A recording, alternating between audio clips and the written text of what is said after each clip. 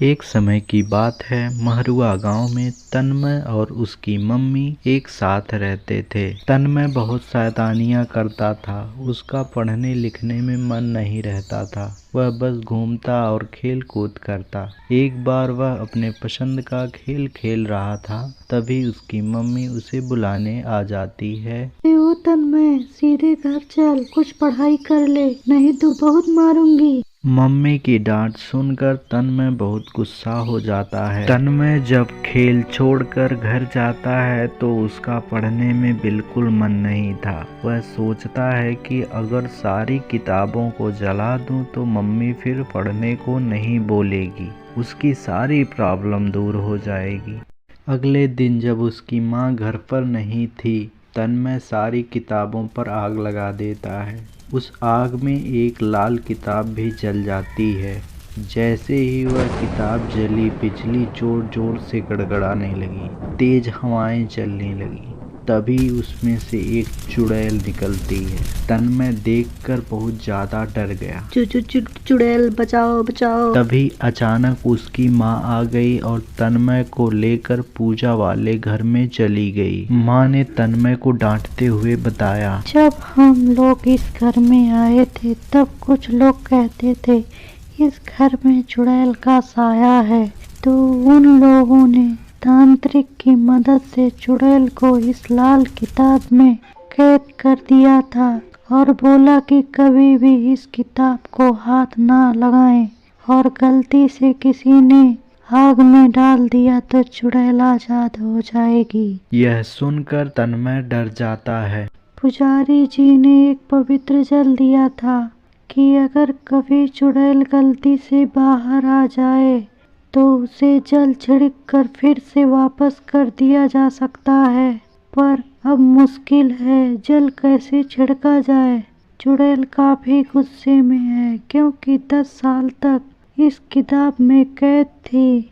माँ धीरे से कमरे के बाहर आकर चुड़ैल से बात करना चाहा।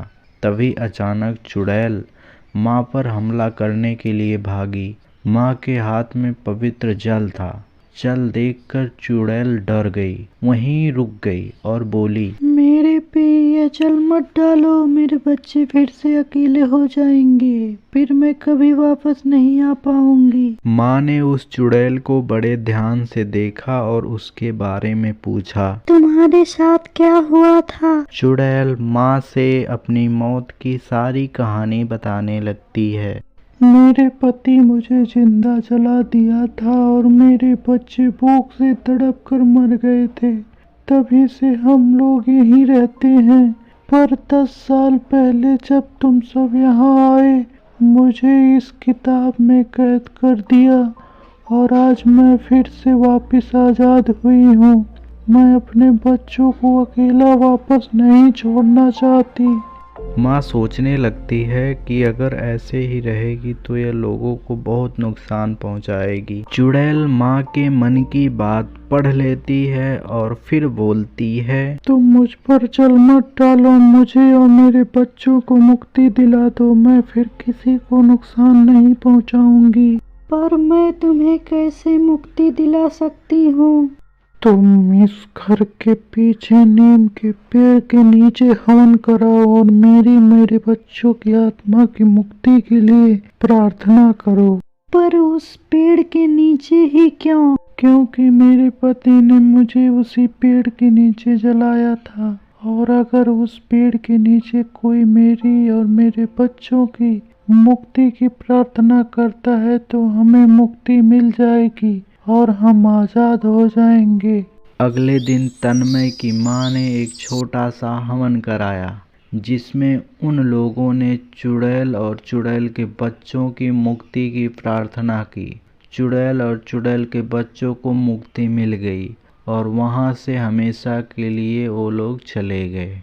यह सब देखने के बाद तन्मय को यह बात समझ में आ जाती है कि ऐसे सारी किताबों को नहीं जलाना चाहिए और हमें पढ़ना भी चाहिए, जिससे हम अच्छे समझदार इंसान बन सकें।